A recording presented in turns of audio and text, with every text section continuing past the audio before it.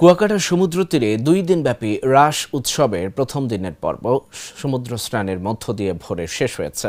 এবার লাখো দর্শনার্থী ও পুণ্যার্থীর সমাগম ঘটেছে বলে ধারণা প্রশাসনের।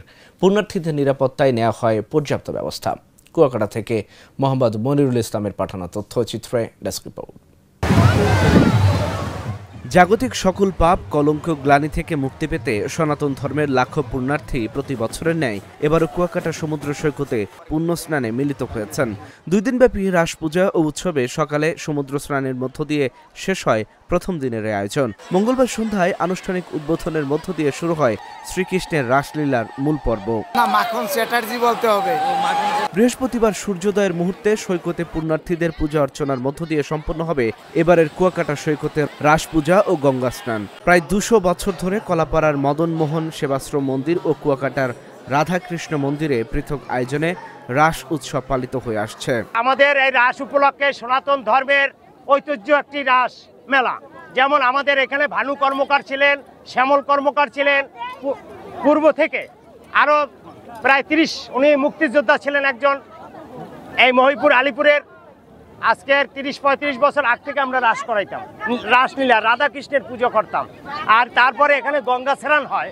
বুধবার ভোরে গঙ্গা স্নানের মধ্য দিয়ে প্রথম দিনের এই উৎসব কুয়াকাটায় শেষ হলেও কলাপাড়ার শ্রী শ্রী মদন মোহন সেবাশ্রমের রাসমেলা চলবে আরও 5 দিন।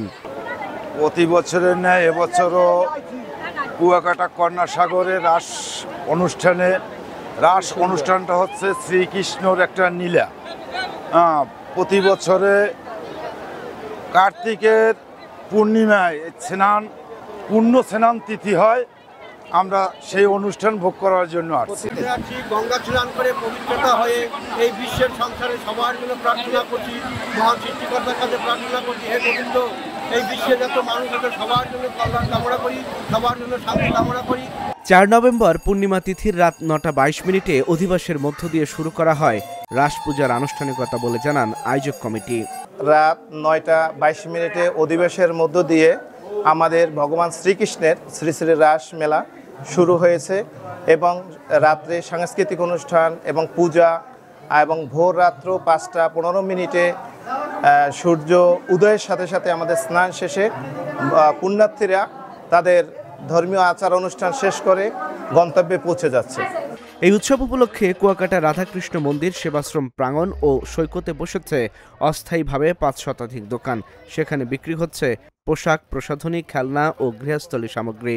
রাস পূর্ণিমা উপলক্ষে আমাদের বেচাকেনা আশানুরূপ মোটামুটি ভালো হচ্ছে। আর আরো যদি ভালো হয় ইনশাল্লাহ আমাদের পিছনের যত দেনা পাওনা বা পিছনের যত আছে আমরা সুন্দরভাবে কাটিয়ে উঠতে পারবো, আমরা আশাবাদী।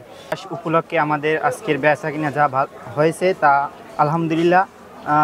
সামনে যে বেচাকেনা হবে তাতে আমরা পিছের দেনা পাওনা কাটিয়ে ওঠার আশা করছি। রাস পূর্ণিমা উপলক্ষে আমাদের বেচাকেনা মোটামুটি ভালো হয়েছে, লোকজন ভালোই আছে। তো আমরা পিছনে যে লসে আছি আমরা আশা করতেছি সামনে থেকে বা এখন বর্তমান যে বেচাকেনা চলতেছে আমরা ভালো কিছু একটা করবো আশা করতেছি। পুরো উৎসব এলাকা ছিল নিরাপত্তার চাদরে ঢাকা। সিসি ক্যামেরা সহ নেওয়া হয় কঠোর নিরাপত্তা ব্যবস্থা। ফলে কোথাও কোনো অপ্রীতিকর ঘটনা ঘটেনি বলে জানিয়েছেন কুয়াকাটা ট্যুরিস্ট পুলিশের কর্মকর্তা।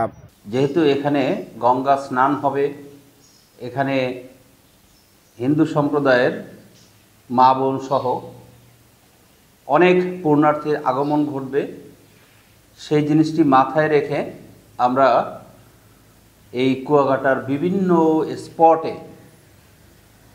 সমুদ্র স্নান থেকে শুরু করে সমুদ্রের আশেপাশের যেসব স্থান আছে সব স্থানেই আমরা পোশাকে পুলিশ, বিশেষ করে আমরা ট্যুরিস্ট পুলিশ, জেলার তরফ থেকে জেলা পুলিশ, নৌ পুলিশ সহ আইনশৃঙ্খলা বাহিনীর বিভিন্ন ইউনিট থেকে এইখানে আমরা নিরাপত্তার জন্য ডিউটি দিয়েছি।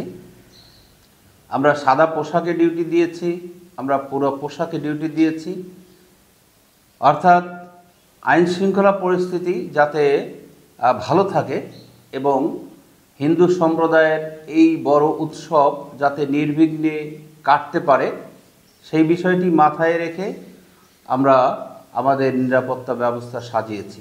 ধর্মীয় অনুশাসনের পাশাপাশি মিলন মেলার আবহে কুয়াকাটার রাস উৎসবের প্রথম দিনের পর্ব শেষ হলো।